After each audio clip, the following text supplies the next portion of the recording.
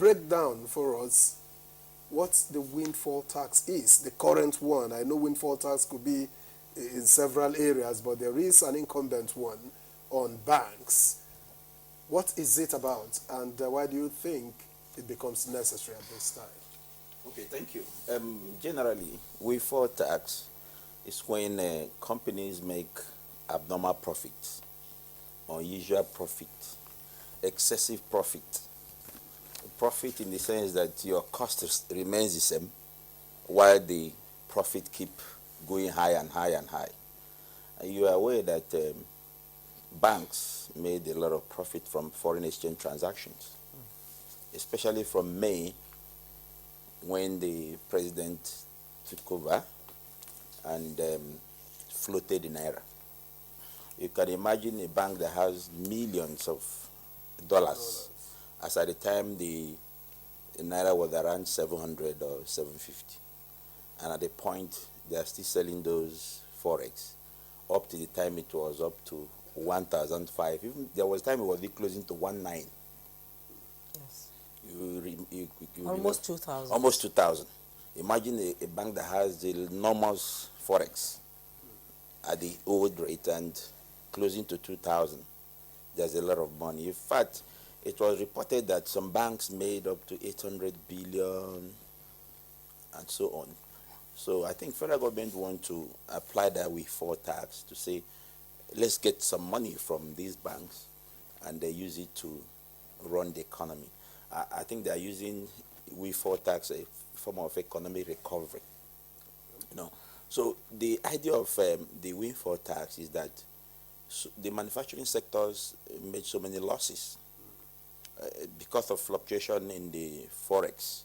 So many manufacturing companies were at loss, and the federal government indirectly or directly lost so much company income tax coming from the manufacturing sector, because there are so many manufacturing companies who filed returns this year claiming foreign exchange losses, realized foreign. It was estimated that manufacturing company lost about 1.7 trillion as a result of foreign exchange fluctuations.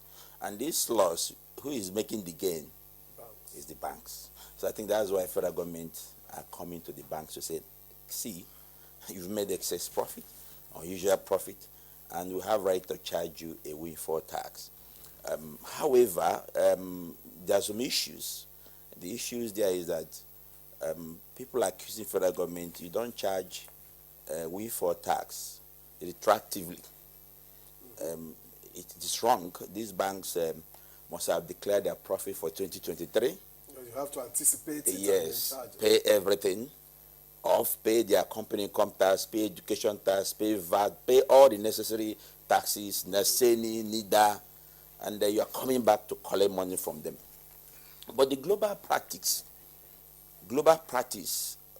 is that windfall taxes are being applied in retrospect. In UK, windfall taxes are being applied retroactively. However, I have a problem with the High Court decision 2 years ago. A company called Akugas took the Federal Inland Revenue Service to court, and the Federal High Court in Abuja ruled that Finance Act cannot be applied in retrospect. I doubt if that particular decision has been vacated by a higher court. So it said Finance Act cannot be applied in retrospect, retroactively. Now, if you look at the 2023 Finance Act, it was signed into law, had been issued by the former president, Muhammad Buhari. And he said that the implementation of that Finance Act will start from May 2023. Yes. When President Tinubu came on board, he varied the implementation of that Finance Act. Said, no, it will start from September. Our tax policy says whenever there is a new tax law, the people should be given 90 days minimum to look at the law before implementation. So he varied the implementation of 2023 Finance Act from May to September.